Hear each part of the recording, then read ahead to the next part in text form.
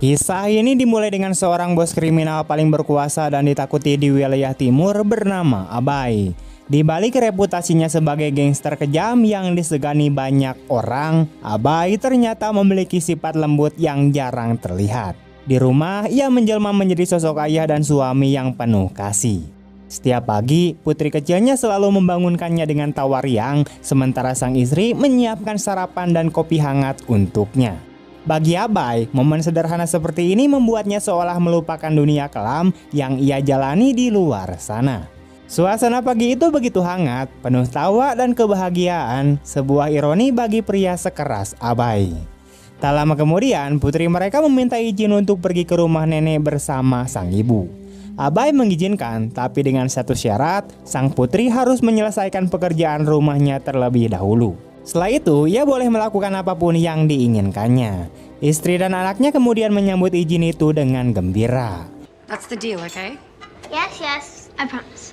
Abai lalu melihat jam dan berkata bahwa sopir pribadinya sudah menunggu di luar dan ia harus segera berangkat lebih awal hari ini. See you later tonight. You be good at school. Learn heaps. Begitu Abai pergi, istrinya baru sadar bahwa sang suami lupa membawa obatnya. Ia tahu bahwa Abai mengidap gangguan bipolar dan seharusnya rutin mengonsumsi obat untuk menstabilkan pikirannya, namun belakangan ini ia sering lalai. Di luar rumah, sopir pribadinya yaitu Kain sudah menunggu di dekat mobilnya. No, finish this, mate. Thanks, boss.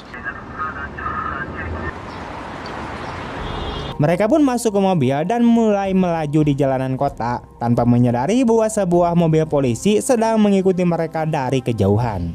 Di tengah perjalanan, Kain menyadari sesuatu. Ia menoleh ke kaca spion dan memberitahu Abai bahwa ada mobil polisi yang membuntuti mereka. Abai bertanya bagaimana ia bisa tahu. Kain menjawab dengan tenang bahwa sebagai sopir berpengalaman, ia bisa menilai niat seseorang hanya dari cara mereka mengemudi. Menurutnya, mobil itu jelas milik polisi. Abai pun menantangnya untuk menunjukkan keahliannya. Kain segera menginjak pedal gas dan dengan manuver tajam berhasil membuat mobil polisi itu kehilangan jejak di tengah padatnya lalu lintas. Just lose those clowns. Yeah, once we hit the traffic. Morning, cocksuckers. They're running. Go, go, go! Fucking hell! Setelah situasi aman, Kain bertanya kemana tujuan mereka hari ini. Abai menjelaskan bahwa mereka akan menemui seseorang bernama Frankie untuk menyelesaikan masalah yang sudah berlarut-larut. Dulu, mereka sempat membuat kesepakatan bahwa Frankie akan mengurus wilayah selatan, sementara Abai mengendalikan wilayah timur. Namun belakangan, Frankie melanggar perjanjian itu dan mulai memasuki area kekuasaan Abai, menyebabkan banyak kerusuhan. Abai berniat menuntaskan semuanya hari ini juga. Setelah itu, ia menghubungi seorang pria bernama Richard, yaitu sosok yang dikenal sebagai pengatur keuangan dan pencuci uang untuk berbagai kelompok kriminal. Beberapa waktu lalu, Abai sudah mempercayakan sejumlah besar uang kepadanya. Namun saat ia menelepon, Richard justru menolak panggilan itu begitu saja. Hal tersebut membuat Abai marah besar. Me for over a week now. Thinks he's above me. Tak lama kemudian, ia menghentikan mobil di sebuah tempat dan menemui seorang pria lain. Ia menyerahkan sebuah amplop sambil menyebutkan nomor apartemen dan waktu pasti, yaitu pukul 3 sore untuk mengantarkan amplop itu ke sana. Pria itu mengangguk dan segera pergi. Knock twice. Slip it under the door. Sementara itu, Kain terlihat sedang berlatih tinju. Orang-orang mengenalnya sebagai sosok yang keras, brutal, dan tak punya belas kasihan. Ia hidup dari darah dan kekerasan, memburu target, menyelesaikan pekerjaan, lalu pergi tanpa menoleh. Setelah berlatih cukup lama, Kain mampir ke sebuah toko untuk membeli minuman. Namun ketika berbalik, dua pemuda menatapnya dengan pandangan menantang, seolah ingin mencari gara-gara.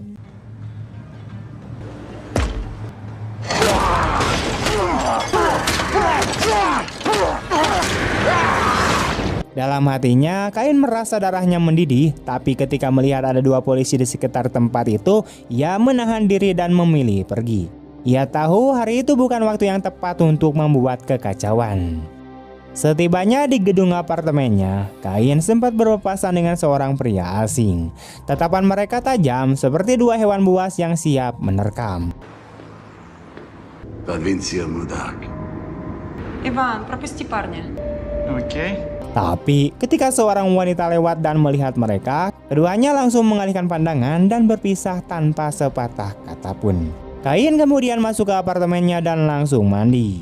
Di sisi lain, pria yang tadi menerima amplop dari Abai kini tengah bersiap menjalankan tugasnya. Sesuai instruksi, tepat pukul 3 sore, ia tiba di depan pintu apartemen Kain dan menyelinapkan amplop itu di bawah pintu.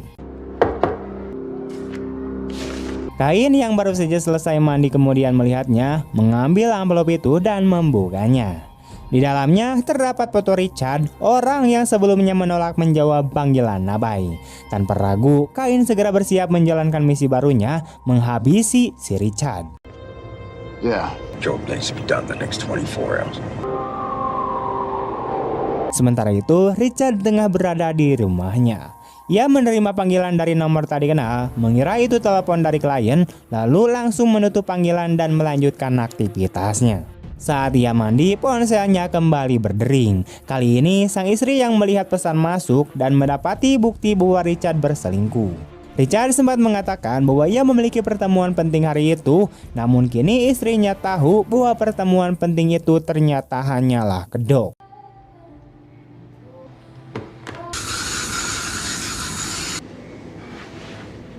Fucking stud. Ketika Richard keluar dari kamar mandi, ia berkata dengan santai agar sang istri tidak perlu menunggunya malam ini karena ia mungkin akan pulang larut. Istrinya hanya diam, menyimpan amarah dan kekecewaan di dalam hatinya. I love you. Love you.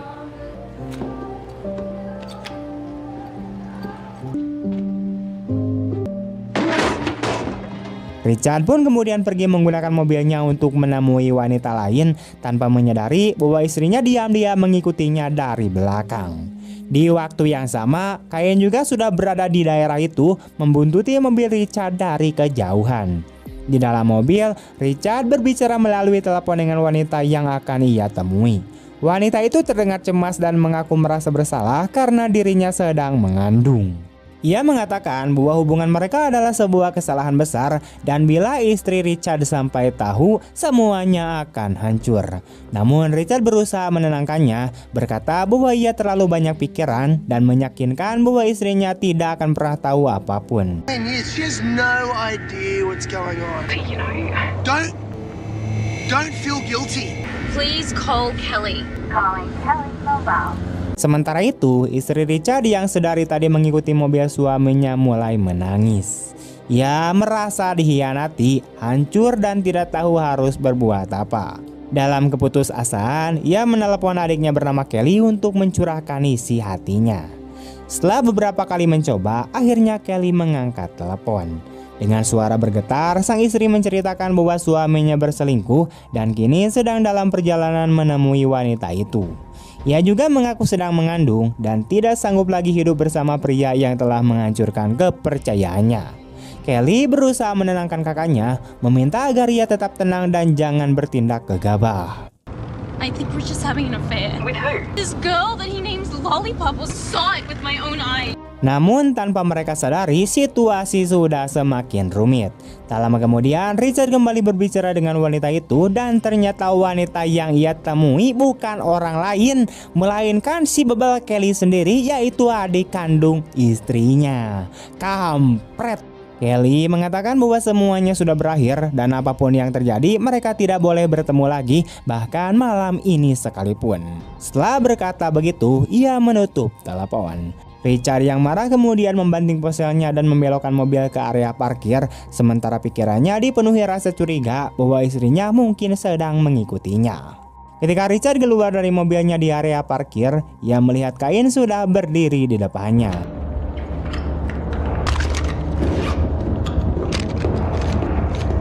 Richard seketika menyadari bahwa ajalnya sudah di depan mata.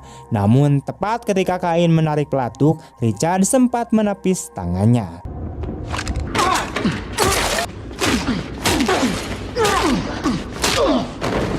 Peluru itu melesat lurus dan justru mengenai istrinya sendiri yang ternyata telah tiba diam-diam dan berdiri di sampingnya tanpa diketahui siapapun.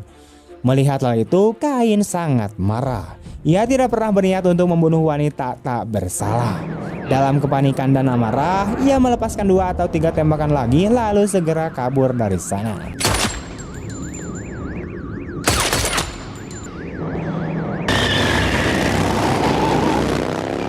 Saat berlari meninggalkan tempat itu, ia langsung mencoba menelepon Abai untuk melaporkan kesalahan fatal yang baru saja ia perbuat.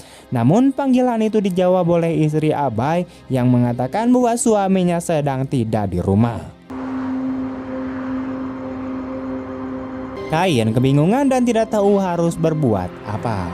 Sementara itu, Abai telah tiba di sebuah klub bersama sopirnya. Di tempat inilah ia akan bertemu dengan si Frankie. Mereka menunggu beberapa saat hingga akhirnya Frankie datang bersama adik laki-lakinya. Abai menyambutnya dengan mengulurkan tangan untuk berjabat, tetapi Frankie menolak menjabat tangannya. Tak lama kemudian, ia malah memeluk Abai dengan sikap yang tampak pura-pura ramah. Setelah itu, adik Frankie mulai mengejek Abai dengan bahasanya sendiri, berpikir bahwa Abai tidak akan mengerti. Namun, Abai jauh lebih pintar dari yang mereka kira. Ia memahami semua yang dikatakan.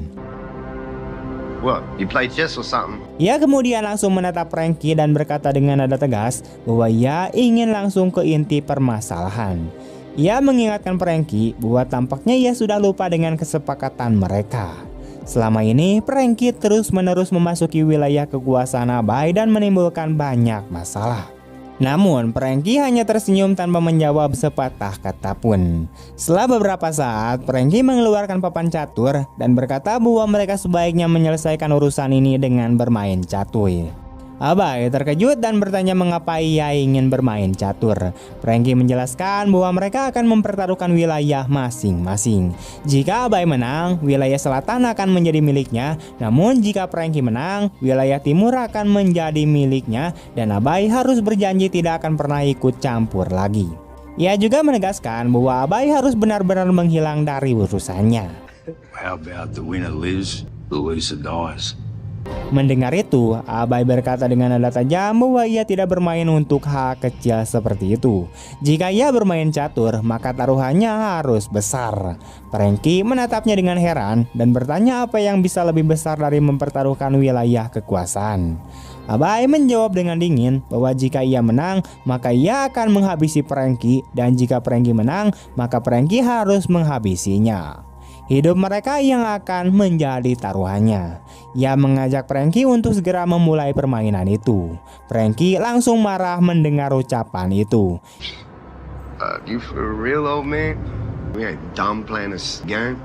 Ia berteriak menuduh Abai gila karena ia mempertaruhkan nyawa hanya demi permainan catur. Ia menolak dan berkata bahwa permainan semacam itu tidak akan pernah terjadi. Ia pun berbalik dan mulai pergi bersama adiknya. Namun para anak buah Abai segera menahannya dan memaksanya untuk duduk kembali. Frankie semakin geram dan berkata bahwa Abai seharusnya tidak mengira dirinya datang sendirian. Ia sudah memperkirakan bahwa Abai akan berbuat curang, sehingga sebelum datang ia telah mengirim anak buahnya ke rumah Abai. Ia mengancam bahwa jika sesuatu terjadi padanya, anak buahnya akan menembak mati seluruh keluarga Abai. Karena itu, ia menyarankan agar Abai melepaskannya. Abai menatapnya dengan tatapan tajam dan bertanya apakah Frankie benar-benar berpikir bisa melukai keluarganya. Frankie menjawab yakin bahwa ia bisa. Mendengar itu, Abai menyuruh Frankie untuk menelepon anak buahnya. Frankie pun segera melakukannya.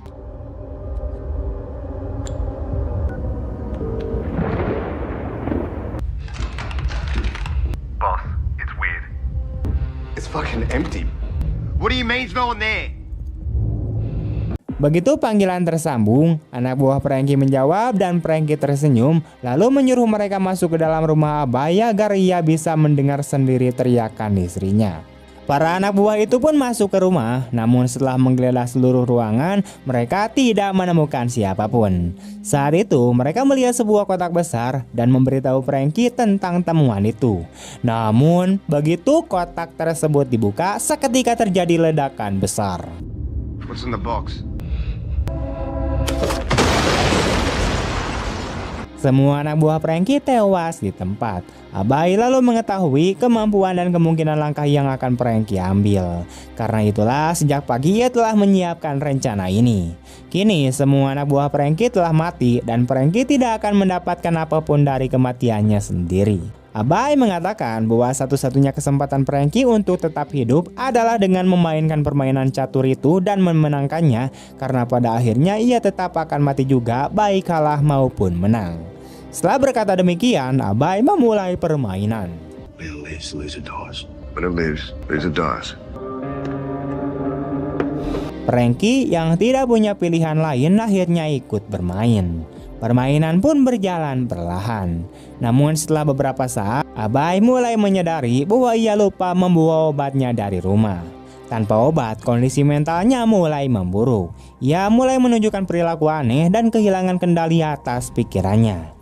Di sisi lain, Franky juga bermain dengan rasa takut.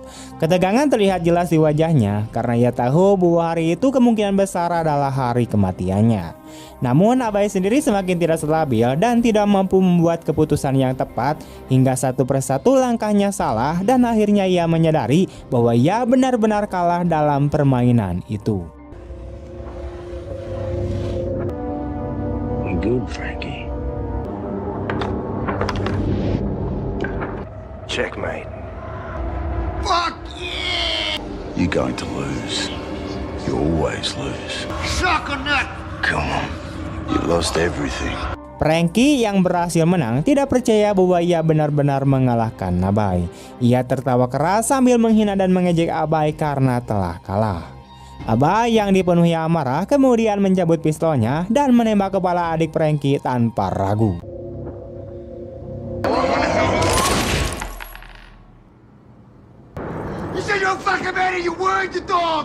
Setelah itu ia berdiri sambil memaki dan berteriak kepada Franky. Ia juga mulai menghina orang-orang lain di sekitarnya. Semua orang yang ada di sana mulai ketakutan dan merasa bahwa sosok yang mereka lihat bukan lagi Abai yang mereka kenal, melainkan seseorang yang berbeda sama sekali. Sikapnya berubah drastis. Ia berteriak dan menanyai tangan kanannya berapa banyak orang yang telah ia habisi.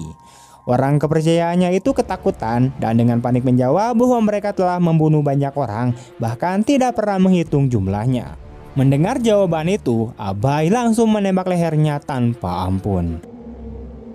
We're all monsters.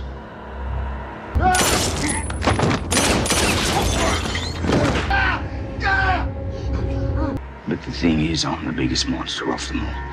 Orang-orang di luar ruangan mendengar suara tembakan dan langsung marah, di mana mereka mulai mengeluarkan senjata masing-masing. Namun Abai bergerak lebih cepat dan menembak semua orang satu persatu tanpa rasa takut. Kain yang berdiri di sana menyaksikan kejadian itu. Ia menyadari bahwa kondisi Abai semakin parah dan benar-benar tidak bisa dikendalikan lagi. Tiba-tiba muncul sosok lain yang juga terlihat seperti Kain. Begitu ia muncul, suasana menjadi kacau. Sosok Kain yang satu ini jauh lebih brutal dan beringas seperti biasanya. Sementara sopir Kain hanya bisa terpaku menyaksikan semuanya. Abai atau tepatnya kepribadian Kain yang telah mengambil alih dirinya menodongkan pistol ke mulut Franky dan memaksanya meminta maaf. Today's a good day to die, Frank. Namun Franky tidak bisa mengeluarkan sepatah kata pun. Kain lalu menekan pelatuk dan menembak Franky hingga tewas.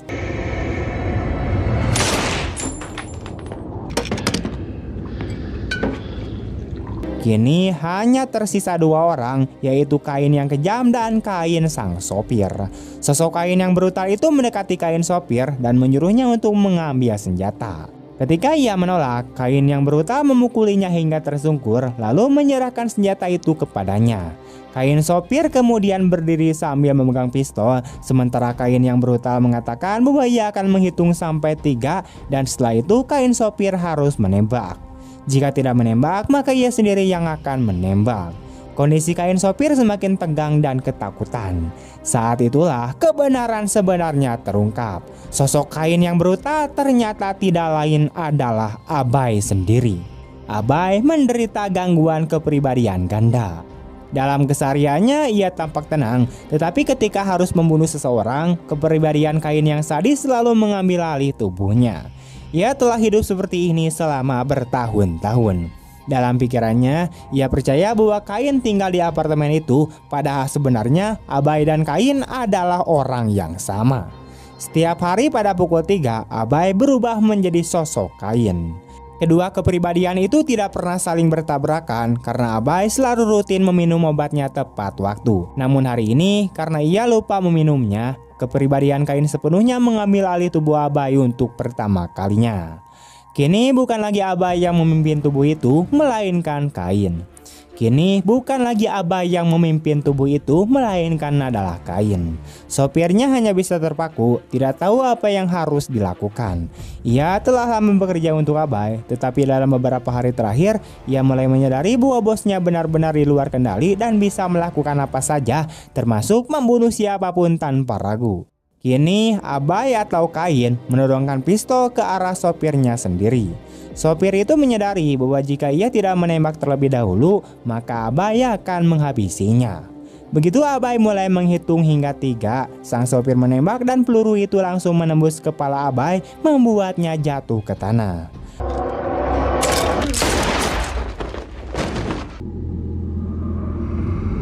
Kain sang sopir kemudian menghela napas lega dan di sanalah kisah ini pun berakhir. Oke teman-teman, sekian dulu untuk video hari ini. Bagaimana tanggapan kalian tentang film ini? Tulis di kolom komentar. Dan jika kalian suka dengan video ini, jangan lupa untuk like, komen, share kemanapun kalian suka. Terima kasih banyak telah menonton sampai akhir. See you next time and bye-bye.